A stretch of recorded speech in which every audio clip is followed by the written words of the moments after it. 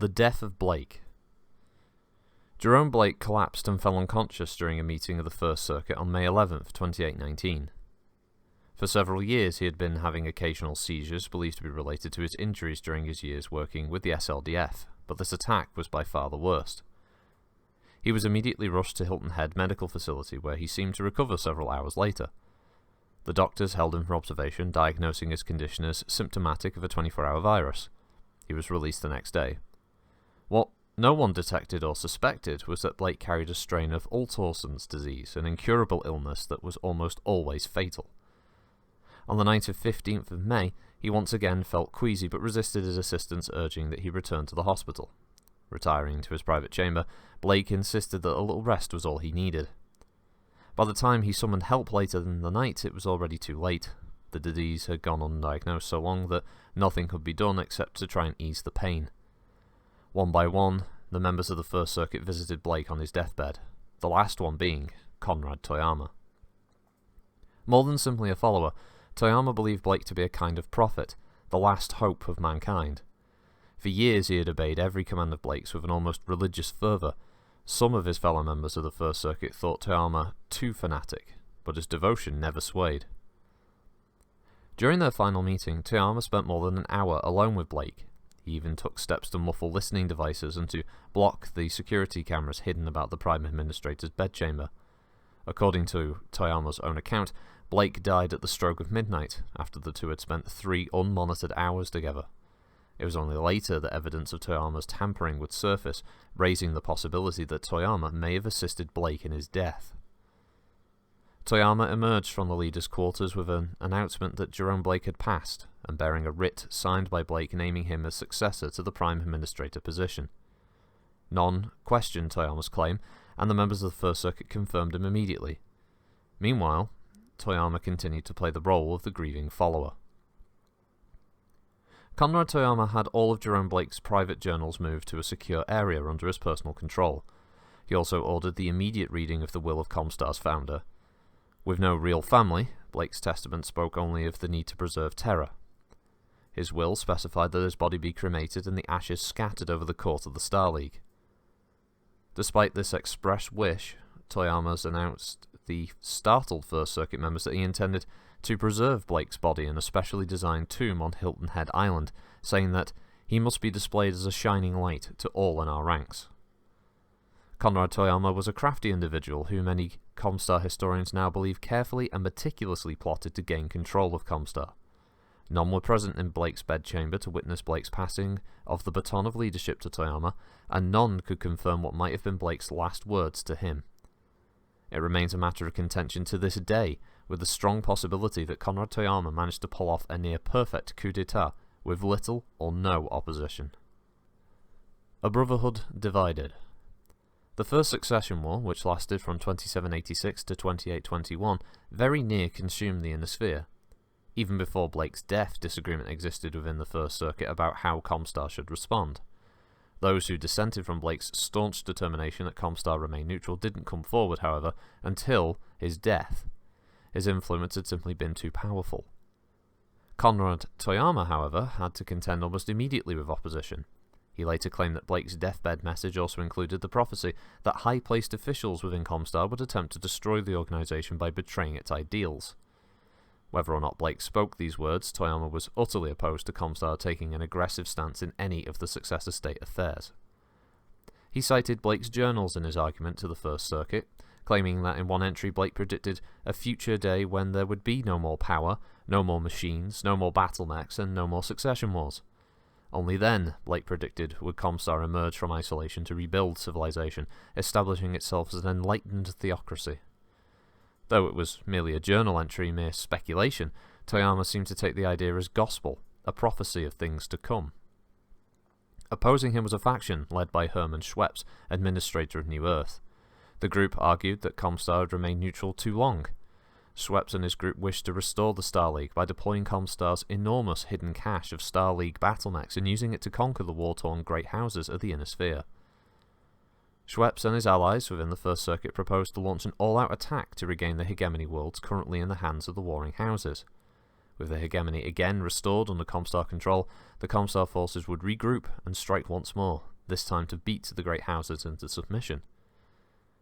Knowing Jerome Blake's vehement position against such an interpretation of Comstar's role, the Schweppes group had seen Blake's death as a good time to come forward, and if they couldn't persuade Toyama to the wisdom of their position, then they would seize power for themselves.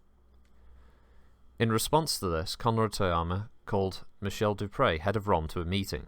Dupré, like Toyama, was a devoted follower of Blake and quickly fell under the spell of Toyama's interpretation of Blake's word. Michel quickly organised her loyal ROM operatives to carry out the most important mission the secret group had ever undertaken. The Purification. Having unleashed the tremendous and largely unseen power of ROM, Toyama triggered a purge on a scale never before witnessed anywhere or at any time in the history of the Inner Sphere. Within 48 hours, ROM agents had assassinated 4 of the 6 members of the First Circuit. The last to die was Hermann Schweppes, from whom ROM interrogators pried the names of many of his supporters and allies before he was shot in an attempt to escape his captors. Toyama's purge didn't stop with the First Circuit but penetrated throughout every level of Comstar. Anyone who ROM or Toyama considered even remotely suspicious or untrustworthy became potential targets. Technicians who had signed on to work for Comstar merely to earn money were suddenly transferred to re-education camps located in isolated areas of terror. These were gulags of torture and slow death for many. Many others who had even casually questioned the goals of Comstar, Blake, or Toyama's interpretation of Blake's Comstar ideals were assassinated outright. At the end of the purge, a full 20% of Comstar's technicians were either dead or imprisoned for life. The entire operation took place in less than a week, far too swiftly for anyone either inside or outside Comstar to do anything about it. Toyama appointed his own supporters, all trusted members of ROM, to replace the vanished members of the First Circuit. In a matter of mere hours and days, Comstar were completely transformed and the rest of the Inner Sphere remained ignorant of the unfolding events. Toyama convened a meeting of the new First Circuit on July 26, 2819, and announced changes to the structure of Comstar to be implemented immediately. With all opposition imprisoned or dead, no one opposed his bold reformation measures. Stating that Blake's prophecy would become the focus of the new Comstar, Toyama announced the dismantling of Comstar's corporate hierarchy and the creation of a more plutocratic structure to be known as the Comstar Order. Trainees of the Order would now be known as acolytes, technicians known as adepts. The position of Prime Administrator was renamed Primus, and the planetary administrators became Precentors, with their support staffs known as Demi-Precentors. Pervading all levels of the organisation, and responsible only to the Primus himself, was ROM, helping to ensure total obedience to the dictates of the First Circuit. Perhaps the most revolutionary of these sweeping changes was the requirement that membership in Comstar become a lifelong commitment. Having joined Comstar, the individual would die as a member. Given the ever-present threat of ROM after the purge, none dared raise a voice of disagreement. Following Blake's precedent, Toyama continued to hold First Circuit meetings in strict secrecy, these meetings creating an air of internal paranoia within Comstar, but added a layer of mysticism to the organisation's public image. Toyama had laid his groundwork well.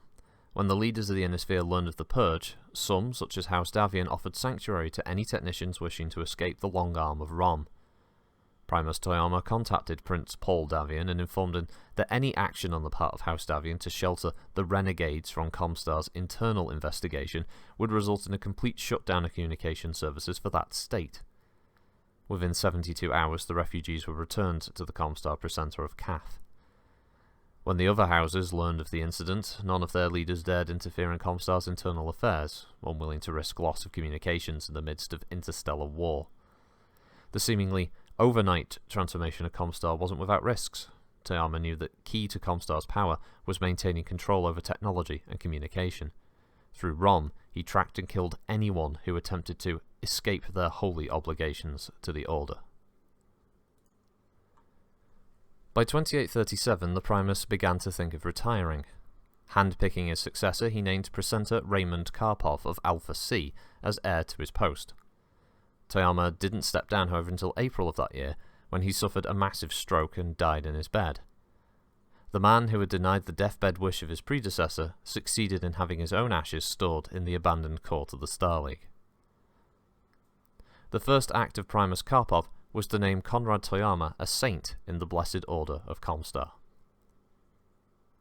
One of Primus Toyama's most important initiatives was the creation of special procedures that required an almost magical incantation to be incited from technical manuals whenever Comstar techs operated HPG equipment. Under the reign of Primus Karpov, these mystical procedures became a writ of law. Soon, no piece of Comstar equipment could be operated unless accompanied by an incantation from one of the technical readouts.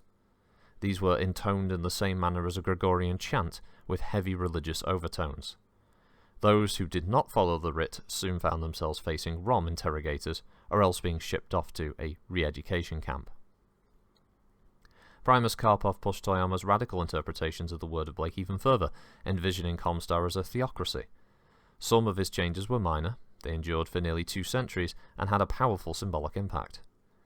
Karpov insisted, for example, that all members of Comstar wear white robes instead of the grey jumpsuits used by techs since the Blake era. In his own words, white represents the purity of Blake's vision and of Comstar's intent. Often these robes were adorned with mathematical symbols taken from the holy scriptures of a physics book or technical readout. Other changes were more subtle, including the establishment of nightly indoctrination sessions at each HPG to discuss the theology of Comstar and its role in the fate of the Inner Sphere. The First Circuit initially resisted the changes, wondering how anyone could be even more extreme than Toyama. 2 members of the First Circuit stepped down in protest after the first of Karpov's reforms, but this simply allowed him to solidify his majority with new appointments to the First Circuit. In the summer of 2838, Primus Karpov instituted Organizational Edict 3056, which called for the expansion of ROM. He planned to change the scope of ROM's mission from internal security to becoming a weapon against the technical experts of the Inner Sphere houses. As the Second Succession War progressed, scientists, engineers, and industrial facilities became increasingly favoured targets. By the end of the war, several specialised technologies had disappeared and the successor state's overall technological level had sunk to nearly the same level as that of Earth 8 centuries before. Unable to easily build starships, advanced computers, or similarly complex machinery, the leaders of the successor houses resorted to cannibalising existing equipment for the spare parts necessary to keep their current war machines in working order. In the process, some within the successor states acquired just enough knowledge of how their machines worked to make them, in Karpov's mind, dangerous to Comstar. Primus Karpov believed that all such technological research would pose a direct threat to Comstar, not only to the organisation's position in the Inner Sphere, but to the word of Jerome Blake, who had foreseen that the great houses would ultimately destroy themselves. Karpov easily persuaded the First Circuit to his viewpoint, and they approved the edict almost without discussion.